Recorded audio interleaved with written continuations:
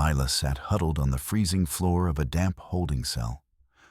Her knuckles split and her father's ledger, the only proof of the truth, torn to shreds at her feet. Through the bars, she watched on a grainy monitor as her brother Jackson stood on the festival stage, blinding the town with his hero smile while he prepared to sign away their future. Beside him stood the one person Lila had trusted to save them, now shaking Jackson's hand with a predatory grin. The legal aid contact wasn't there to help. They were there to bury her. As the roar of bulldozers ignited near her family's shop, Lila realized the man she grew up with wasn't just a fraud. He was an executioner. With the signing ceremony only 10 minutes away and the police guarding the only exit, she reached into the hem of her grease-stained shirt for a single sharp piece of metal. She had no evidence left and no allies in sight. Only a mechanical mind that knew exactly how much voltage it took to bring an entire town to its knees. The question wasn't if she could escape, but what she would have to burn down to stop him. The wrench slipped again, skidding across the grease-slicked metal with a sharp clink that echoed off the corrugated walls of the fix-it shop. Lila Harper wiped her forehead with the back of her wrist, leaving a smudge of black across her temple that joined the permanent soot already etched into her skin. The engine's guts lay exposed on the workbench, stubborn as a mule, its seized piston refusing to budge despite the hours she had spent coaxing it. She exhaled through her teeth, her breath a pale mist in the damp air of Welch. Her fingers reached for the hammer before she remembered, no, not yet, and forced herself to grab the solvent instead. The acrid tang of it stung her nostrils as she dribbled it into the stubborn joint, watching the dark liquid pool in the crevices like blood in a wound. She needed this repair to hold. She needed the $300 old man Miller had promised, not for rent or for the mounting pile of bills beneath the register, but for the oxygen tank sitting in the back of her truck. Her mother's lungs were failing, turning into brittle lace from decades of breathing the very dust that coated every surface of this town. Every wheeze Margaret Harper took was a ticking clock, and the local supplier didn't take IOUs. Lila's knuckles, scarred from years of wrestling with iron and steel, throbbed in the cold. She adjusted her grip on the wrench, leaning her weight into the turn, her collarbones jutting out like the very tools she wielded. Outside, the wind rattled the loose pane in the shop's front window, a sound like bones knocking together. Lila didn't look up. She never did when the glass trembled like that. The draft curled around her ankles, cold and insistent, carrying the faint metallic scent of the nearby coal chutes. She focused on the resistance of the metal, the way the machine fought her. It was a language she understood, cause and effect, torque and tension. Unlike the rest of Welch, an engine didn't lie to you. If it broke, there was a reason. If it stayed broken, you hadn't found the right leverage yet. A shadow fell across the threshold, stretching long and thin over the oil-stained concrete. Lila's shoulders tensed. The silhouette wasn't a customer, the posture was too stiff, the shoes too quiet. She didn't turn around immediately, finishing the pour of the solvent with a steady hand. Only when the liquid settled did she wipe her palms on her thighs, leaving dark streaks on her faded denim, and face the intruder. The man in the doorway looked like he had been vacuum-sealed in a different world and dropped into the mud of West Virginia. His overcoat was wool, expensive and untouched by the pervasive gray soot of the valley. He didn't speak. He didn't even acknowledge the woman standing amidst the skeletal remains of trucks and tractors. With a slow, deliberate motion, he reached into his breast pocket and produced a folded sheet of paper. The dry snap of the document being pinned to the doorframe sounded like a gunshot in the quiet shop. Lila's stomach dropped before her eyes, even focused on the bold block letters at the top. Notice of foreclosure. The man's fingers lingered on the paper for half a second, just long enough to ensure she saw the seal. before he turned and walked away. His polished shoes didn't make a sound on the pavement. Lila stood frozen, the heavy pipe wrench still clutched in her right hand. The silence that followed was heavier than the engine on her block. She walked to the door, her boots feeling like lead weights, and tore the notice from the wood. The legal jargon blurred, but the date didn't. They were taking the shop. They were taking the only place where she felt she could breathe, even if the air was full of oil. The roar of a high-end engine drifted from down the street, a sharp contrast to the sputtering trucks that usually haunted McDowell Street. Lila stepped out onto the sidewalk, the foreclosure notice crumpled in her fist. Down at the town diner, a crowd had gathered, their voices rising in a cheer that felt like a slap to her face. A gleaming SUV sat idling at the curb, and stepping out of it was a man who looked like a polished version of the ghost she lived with. Jackson Harper looked like he had never had a speck of coal dust under his fingernails in his life.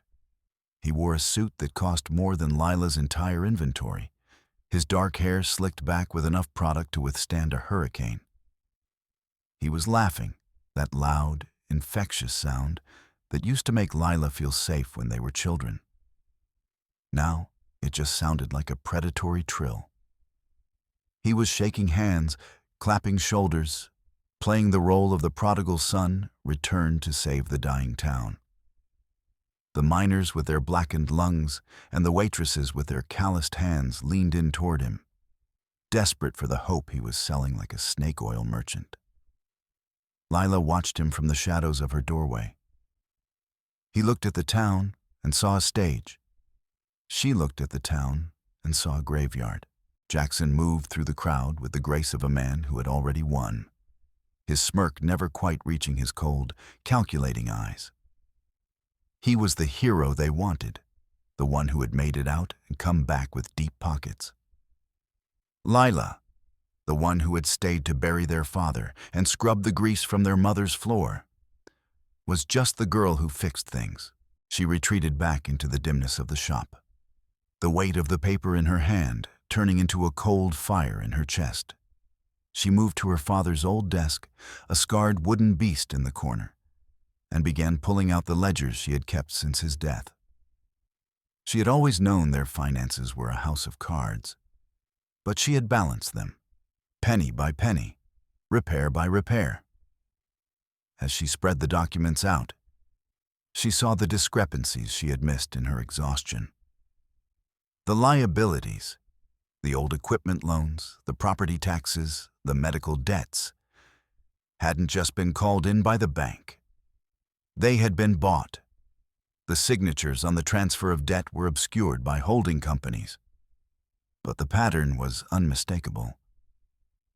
Someone had been quietly circling the Harper estate for months, tightening the noose until the foreclosure was a mathematical certainty. She traced a line of ink with a trembling finger. The primary creditor was a firm called Apex Development, but the address listed for the local representative was a P.O. box she recognized from Jackson's old mail. The realization hit her like a physical blow. Jackson hadn't just come home to visit. He had come to collect. He had repurchased the family's failures so he could own the ground they stood on. He was the one holding the hammer, and he was about to bring it down on her head. She leaned back against the desk, the smell of burnt coffee and old sweat suddenly suffocating. Her own brother was the architect of the ruin pinned to her door. A soft knock at the back entrance startled her. She reached for a screwdriver instinctively, her heart hammering against her ribs.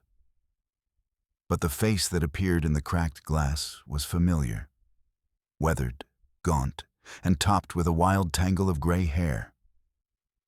It was Silas Whitmore, the town surveyor. He slipped inside, smelling of pipe tobacco and damp paper, his pale blue eyes darting toward the front window. "Lila," he whispered, his voice a slow drawl that carried the weight of decades. He didn't wait for a greeting. He spread a rolled topographical map across the workbench, pinning the corners down with heavy sockets. "You need to see this. I was doing the rounds for the county, or I thought I was. The orders came from the mayor's office, but the markings, they aren't for any road I've ever seen." He pointed a gnarled finger at the valley floor, specifically the stretch of land that encompassed the Harper property and the old mining chutes. Significant portions were circled in red ink, with strange coordinates etched into the margins. "They're planning something big, Lila. Something that fundamentally alters the drainage and the bedrock. They're calling it Project Renewal. But I've been walking these mountains for 50 years. You don't drill that deep for a shopping center."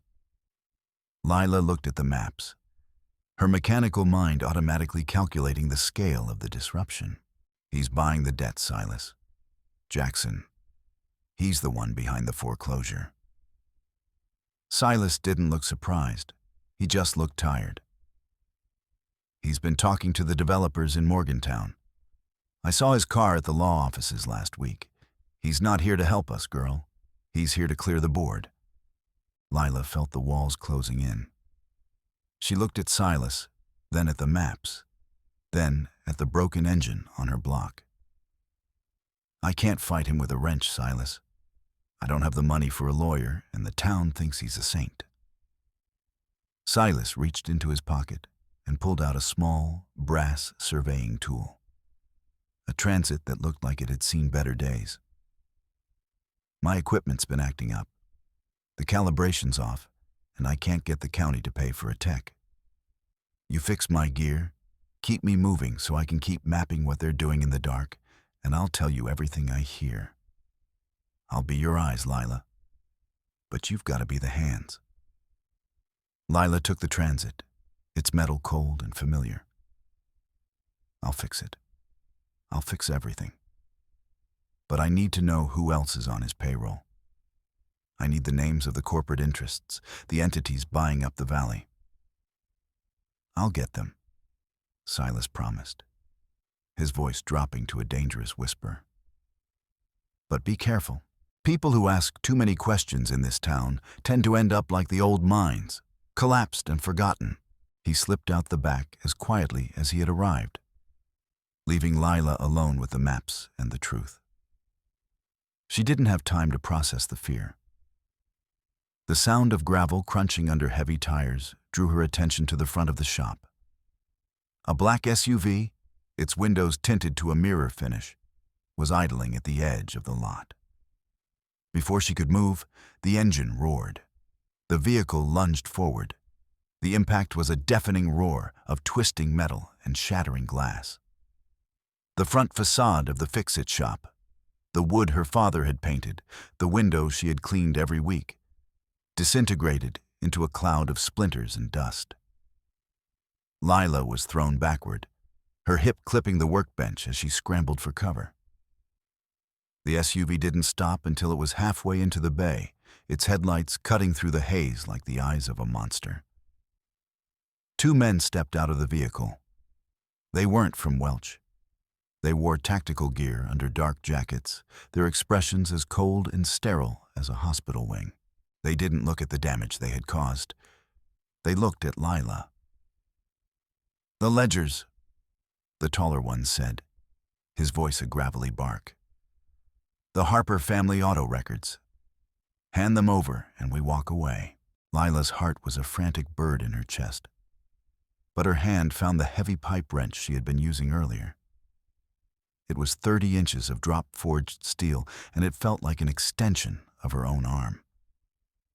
"Get out of my shop," she rasped, her voice dropping into that low register that made the ground feel like it was shifting. The stocky one laughed, a sharp, ugly sound. He stepped toward her, reaching for his belt. Lila didn't wait. She grabbed a canister of pressurized degreaser from the bench and slammed the nozzle down. A stinging chemical mist sprayed directly into the man's eyes. He screamed, clutching his face, and Lila swung the wrench. The metal connected with his ribs with a sickening thud. He went down, gasping for air. The tall one lunged, his hand reaching for a holster. But Lila knew this shop better than she knew her own face. She ducked under the hydraulic lift, kicking a stack of old tires into his path. He stumbled, and she brought the wrench down on the hood of the SUV, the sound echoing like a gong. "I said get out!" she screamed, her voice cracking with a decade of suppressed rage. The tall one saw the look in her slate-gray eyes, the look of a woman who had nothing left to lose, and realized the mission had gone sideways. He grabbed his partner by the collar, dragging him back toward the idling vehicle. As they scrambled inside, the stocky one dropped a leather briefcase in the mud, his vision still blurred by the degreaser. The SUV reversed with a screech of tires, tearing away from the ruined shop and disappearing into the gray afternoon. Lila stood in the wreckage, her breath coming in ragged gasps, the wrench trembling in her hand. She didn't chase them. She walked to the briefcase lying in the dirt. She retreated to the back office, her hands shaking so hard she had to use a flathead screwdriver to pry the lock open. The latches gave way with a sharp pop. Inside, she didn't find money. She found paper, confidential blueprints, architectural renderings, environmental impact reports. She spread them out on the floor, her eyes scanning the glossy sheets. It was a luxury resort, the Appalachian Heights. It featured a golf course, a spa, and dozens of private villas, all situated exactly where the Harper property and the town's old mining sector sat. The scale was staggering. It would require the demolition of half the town, but it was the last page that broke her. It was a partnership agreement, a legal document detailing the profit sharing for the primary stakeholders. At the very top, in bold, arrogant ink, was the name: Jackson Harper, lead developer and managing partner. Her brother wasn't just working for the developers. He was the developer. He had come home to burn his own house down and build a playground for the rich on the ashes. The air in the shop felt thin, like the oxygen in her mother's tanks was running out for her too. Lila sat on the floor amidst the grease and the glass, the blueprints spread around her like a shroud. She had spent her life fixing things, but as she looked at her brother's signature, she realized some things were too broken to ever be made whole again. The shadows in the shop were long and jagged, cast by the single floodlight Lila had rigged to replace the shattered front. She was still sitting on the floor when the sound of polished leather on concrete announced his arrival. She didn't need to look up to know it was Jackson. He didn't bother with the front door. He walked through the hole his goons had made, his silhouette framed by the dying light of the valley. "You always were a hoarder, Lila," he said, his voice smooth as silk, carrying that practiced charm that made her skin crawl. "Keeping things that don't belong to you. It's a bad habit." Lila stood up slowly, her joints popping. She held the blueprints in one hand, the paper crinkling. "Is this what Father's death was to you, Jackson? A down payment?" Jackson's smile didn't falter, but his eyes went flat and cold, like a frozen pond. He stepped closer, the smell of his expensive cologne clashing with the scent of motor oil. "Father died because he was small, Lila. He spent his life under trucks and in holes, and he died with nothing but a handful of dirt. I'm making sure the Harper name actually means something. It means something now," she spat. "It means betrayal." Jackson reached out, his hand hovering near her face, but she flinched away. His expression shifted into something sharper, more dangerous. "Let's be clear. You have something that belongs to my investors. Give me the briefcase, and I'll make sure the bank forgets about that foreclosure notice. I'll even pay for Mom's new specialist in Pittsburgh." Lila looked at him, searching for a trace of the brother who used to share his candy with her. But he was gone. "And if I don't?" Jackson leaned in, his voice dropping to a conspiratorial murmur. Then I'll have to tell the county that you're struggling, that the stress of the shop and Mom's illness has made you unstable. I'll have her moved to the state facility in Weston. You know the one. They don't have enough nurses to check the oxygen levels more than once a day. The threat was so cold, so casual, that it took Lila a moment to process it. He was willing to let their mother suffocate in a state ward just to get his papers back. You wouldn't, she whispered. Try me, Jackson said, his smile returning like a blade. The power to this shop goes out in an hour. The town already thinks you're losing it, Lila. Why make it harder on yourself? He turned and walked out, leaving the threat hanging in the air like poison gas. True to his word, 40 minutes later, the single bulb overhead flickered and died. The hum of the refrigerator, the buzz of the radio, everything went silent. Lila sat in the dark, the silence of the shop feeling like a physical weight. By the next morning, the rumors had already taken root. When Lila walked to the town square, trying to find someone, anyone, who would listen, she saw the way they looked at her. Martha from the diner turned away when Lila approached. Tommy, the apprentice she had taught to change a tire, wouldn't meet her eyes. Lila, honey, Martha said when Lila finally cornered her. Jackson told us you've been seeing things, that you attacked some surveyors. Maybe you should just go home. Let your brother handle things. He's got big plans for us. Jobs, Lila. Real jobs. It's not a resort, Martha. It's a lie. Lila held out the blueprints, her voice rising in a desperate pitch. Look at the coordinates. He's taking the land. We've seen the pictures, Lila, a miner named Dave said, stepping forward. Jackson showed us the models.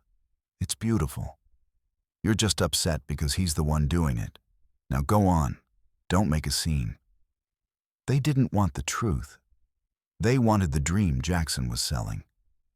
Lila realized then that she wasn't just fighting her brother. She was fighting the desperation of a town that was willing to believe anything if it meant they didn't have to die in the dark. She retreated back to the shop, her heart heavy. She needed to secure the perimeter. She went to the heavy steel door of the back office, the one she had reinforced with security bolts after a string of break-ins years ago. Her hand went to the lock, and she froze. The bolts hadn't been picked. They had been sheared off. From the inside, the metal was twisted, the heavy steel pins snapped like dry twigs. Someone had been in the shop. Someone had been waiting in the shadows while she was out. Or perhaps they had been there all night. She looked around the dark space, the shapes of the engines looking like crouching monsters. Daisy? She called out, her voice trembling. Her old hound, a loud and fierce guardian, usually met her at the door. She found the dog in the corner of the office, curled on her bed. Daisy's breathing was slow and shallow, her eyes glazed. A small, empty syringe lay on the floor nearby. The dog had been drugged. Lila knelt, her heart breaking as she stroked the dog's ears. Daisy whined, a low, pathetic sound, but couldn't lift her head. Lila stood up, her eyes scanning the room with a new, frantic intensity. She moved to her father's old desk, the one place she felt safe. She ran her hand under the lip of the desk, searching for the hidden compartment where she kept the emergency cash. Her fingers brushed against something cold and plastic. She pulled it out. It was a small, high-tech device, no larger than a coin, with a blinking red light that looked like a tiny, malevolent eye. A surveillance bug. He was listening. He had been listening to every conversation, every sob, every desperate plan. The paranoia hit her like a wave of nausea. She looked up at the ceiling, at the dark corners of the rafters. How many more were there? She fled the shop, unable to breathe. She ran toward her home, the small ranch house on the hill where her mother sat in her silent room. As she climbed the rutted dirt road, she looked up at the second-story window, her own bedroom. A dark figure was standing there, framed by the glass. It wasn't her mother. It was a man in a dark suit, his silhouette motionless, watching her approach. Jackson hadn't just bugged her shop. He had occupied her home. He had hired private security to turn her own life into a panopticon. She stopped in the middle of the road, the wind howling through the dry grass. She was being hunted in her own town, by her own blood. She couldn't go home, and she couldn't stay at the shop. She needed an ally. She needed someone who knew the secrets buried deeper than the foundations of the houses. She met Silas in the middle of the night, in a patch of old-growth forest where the coal dust couldn't reach. The trees were thick and gnarled, their branches interlocking to hide them from the moon. Silas looked older, his face a roadmap of anxiety.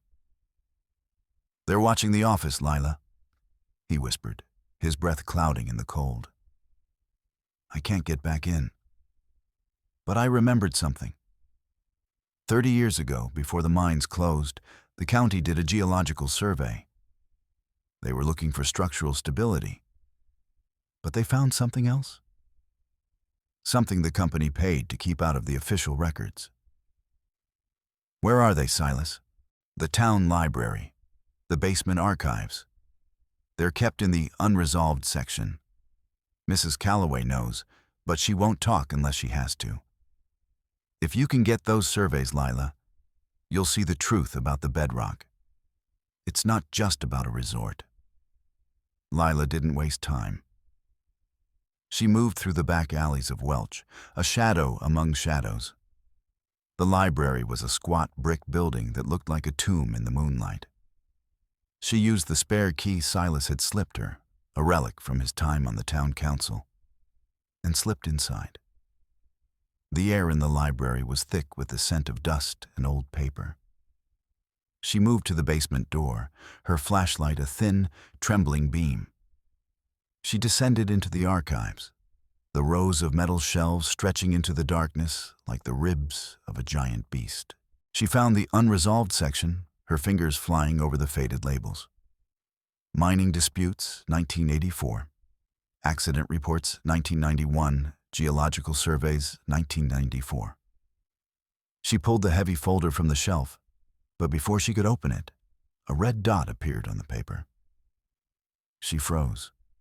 The dot moved from the paper to her chest, dancing over her heart. "You really should have taken the deal, Lila." A voice echoed through the stacks. It wasn't Jackson. It was the tall goon from the shop, his face illuminated by the glow of a tablet. Behind him, 2 others emerged from the shadows, their boots heavy on the linoleum. Lila didn't think. She threw the heavy folder at the nearest man and dived toward the back of the room. She knew this building. She had spent her childhood hiding here while her father worked. She scrambled behind a row of encyclopedias, the sound of boots echoing through the narrow aisles. "There's nowhere to go, Harper." Lila saw the rusted metal grate of the old coal chute in the corner. It was a relic from the days when the building was heated by hand, a narrow vertical tunnel that dropped into the service tunnels below. She kicked the grate open, the screech of metal setting her teeth on edge, and slid inside just as a gloved hand reached for her collar. The descent was a blur of soot and splinters. She hit the bottom with a jarring thud, the air knocked out of her. She was in the sprawling basement, a maze of pipes and boiler equipment. She could hear them above, shouting, their flashlights cutting through the grates in the floor. She led them on a frantic chase, weaving through the shadows, her mechanical mind mapping the layout. She knew the layout of the old steam pipes, the dead ends, the pressure valves. She doubled back, her heart hammering, and led them toward the reinforced storage vault. a room built to hold the town's most sensitive records during the floods of the 60s. She ducked inside, her breath coming in ragged gasps. The guards followed, their flashlights sweeping the room. "Got you," the leader said, stepping over the threshold. Lila didn't answer. She was already behind the heavy iron door. With a burst of strength she didn't know she had, she slammed the door shut. The boom echoed through the basement like a clap of thunder. She threw the exterior bolt, the metal shrieking as it locked into place. The shouting from inside was muffled, the heavy steel absorbing their rage. Lila leaned against the door, her forehead pressed to the cold metal. She was safe for now. Her flashlight beam flickered over the floor of the vault. In the corner, tucked behind a stack of old ledgers, was a crate marked with the Apex Development logo. She pried it open with a stray piece of rebar. Inside were maps. Not the glossy resort renderings Jackson had shown the town, but technical surveys marked with chemical symbols and depth charts. She traced the lines, her blood turning to ice. The resort wasn't the project. It was the lid. The villa foundations were designed to be reinforced concrete caps for deep injection wells. The golf course was a cover for a massive, unlined pit. Jackson wasn't just building a resort. He was building a toxic waste dump. He was going to bury thousands of tons of industrial runoff beneath the valley, directly above the town's primary aquifer. He was going to poison the water for a payout that would let him walk away forever, while Welch died a slow, agonizing death. She clutched the maps to her chest, the weight of the truth almost too much to bear. She had to get out. She had to show them. But as she looked at the single, high window of the basement, she saw the first light of dawn. The Coal Heritage Festival was starting, and Jackson was already on the stage. The morning air was thick with the smell of fried dough and desperation. Lila stood at the edge of the family driveway, her clothes torn and stained with soot from the coal chutes. She just wanted to get to her mother, to pull her out of that house before Jackson's nurses did any more damage. But as she stepped toward the porch, the roar of an engine cut her off. Jackson's SUV swerved across the grass, blocking her path. He stepped out, his face a mask of controlled fury. He didn't say a word as he walked up to her and wrenched the keys to her truck from her belt. "You're done, Lila," he said, his voice a low hiss. He reached for the front door of the house, the heavy deadbolt clicking into place. "You're not going in there, and you're not leaving." "Jackson, let me see her. She needs her medicine. She has professional care now," he said, gesturing toward the house. Through the window, Lila saw two women in scrubs, broad-shouldered, cold-eyed women who didn't look like any nurses she had ever seen. They stood like sentries by Margaret's door. They know exactly what to do. If you stay quiet, she stays comfortable. If you make a scene, well, oxygen is expensive, Lila. Accidents happen. He drove away, leaving her stranded in the mud of her own yard. Lila felt the walls of the world closing in. She was a ghost in her own life. Barred from her home, her shop ruined, her mother a hostage. She retreated to the old maintenance shed at the edge of the property, a sagging wooden structure that smelled of rot and rusted iron. She sat on a pile of burlap sacks, her head in her hands. She was beaten, but then her foot brushed against something hard beneath the floorboards. She pulled back the rotting wood and found a heavy, cast-iron box.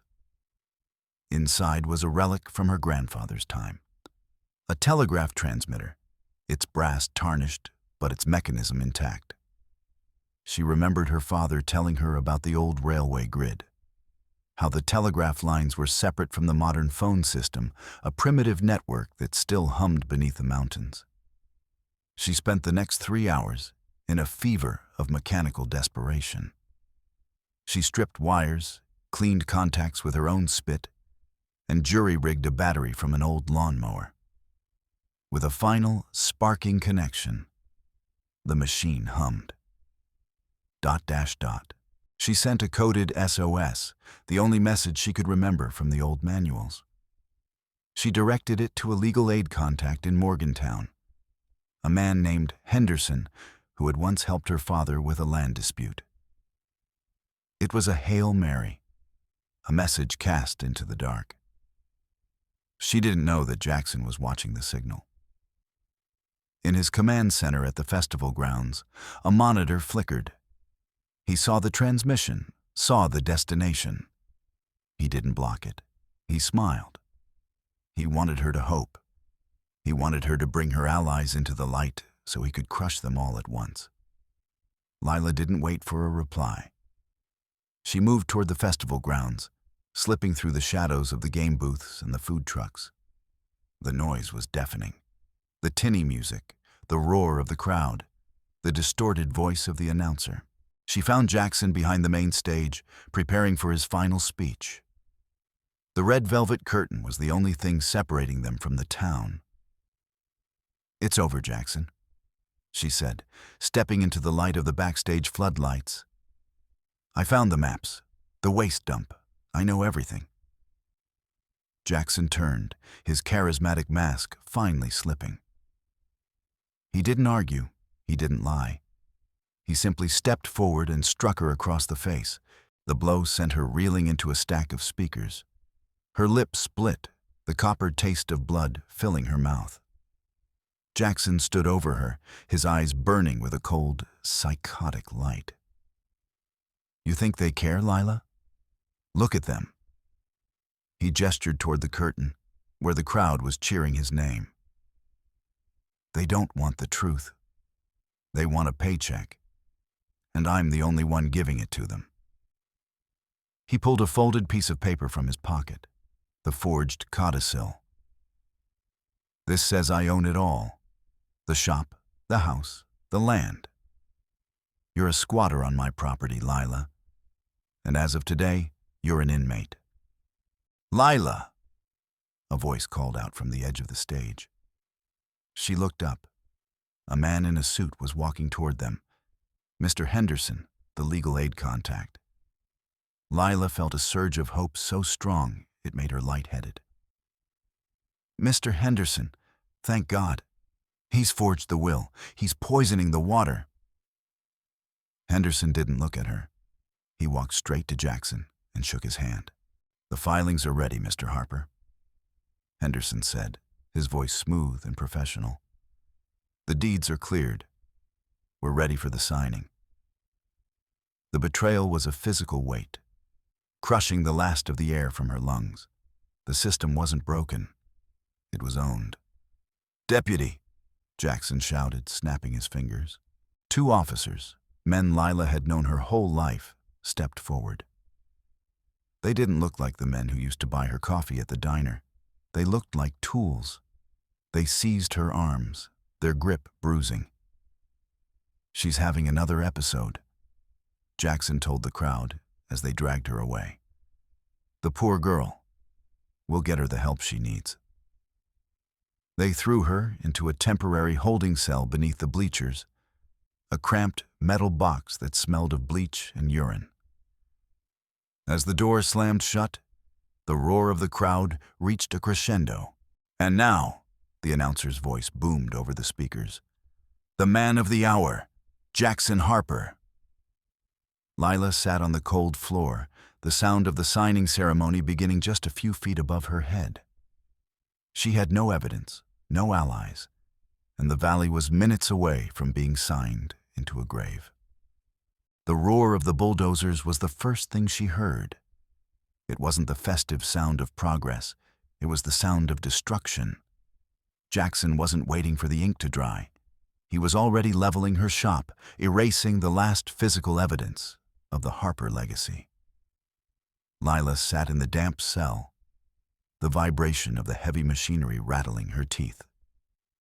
She felt a surge of panic, a cold, sharp fear that she was going to die in this box.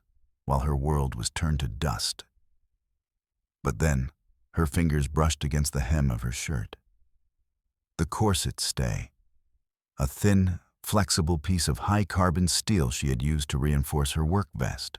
She pulled it out, her fingers moving with the precision of a master mechanic. She knew locks.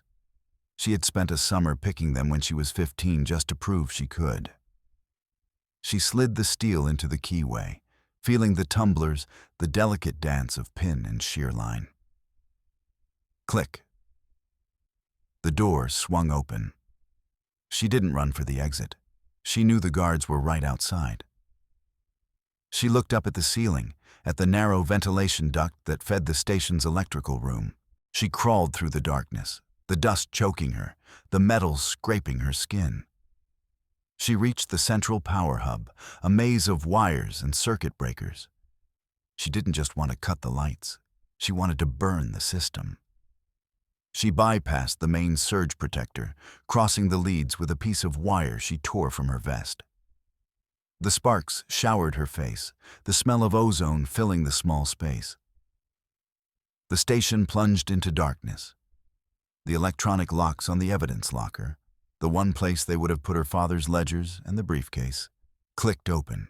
She moved like a shadow through the chaotic station, the officers shouting in the dark. She found the locker, her hands finding the familiar leather of the briefcase and the heavy weight of the ledgers. She tucked them into her jacket and slipped out the side door, disappearing into the festival crowd. She didn't head for the hills. She headed for the projection booth. She slipped inside, the corrupt technician turning with a shout. She didn't hesitate.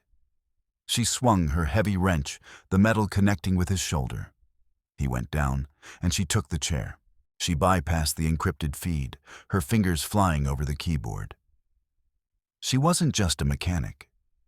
She was a Harper, and Harpers knew how to build things.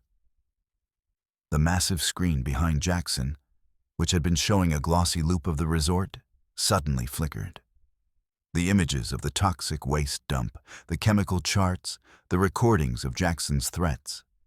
They filled the screen, 40 feet high and impossible to ignore.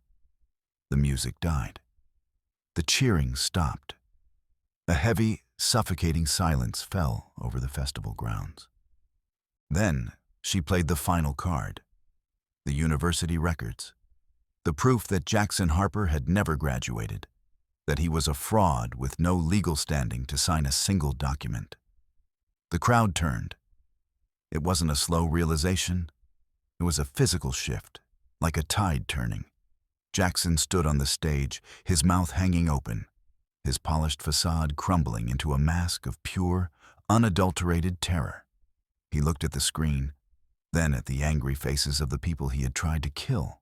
"Lila!" he screamed, lunging toward the projection booth. She stepped out onto the scaffolding, the wind whipping her hair. As he reached for her, she simply sidestepped. Jackson's momentum carried him over the edge of the stage. He fell, not with grace, but with a wet, heavy thud into the mud pit below. He struggled to stand, his expensive suit covered in filth, his slicked back hair a matted mess. The townspeople, led by Silas, closed in around him. There were no cheers now, only the low, dangerous murmur of a town that had finally woken up. Leela stepped down from the booth, her boots heavy on the grass. She walked to the center of the stage, the ledgers in her hand. "This land isn't for sale," she said, her voice carrying over the silent crowd. "It's ours." She didn't wait for the police. She didn't wait for the lawyers. She sat at the table and began to write. She transformed the Harper land into a community-owned co-op, a legal shield that would protect the valley for generations. As the sun set over the mountains, Lila walked back to the house on the hill. The nurses were gone, fled into the night. She walked into her mother's room and took her hand. The air was clear. The shop was a ruin, but the foundations were still there. And for the first time in her life, Lila Harper didn't feel like she was carrying the world alone. She felt like she was finally home.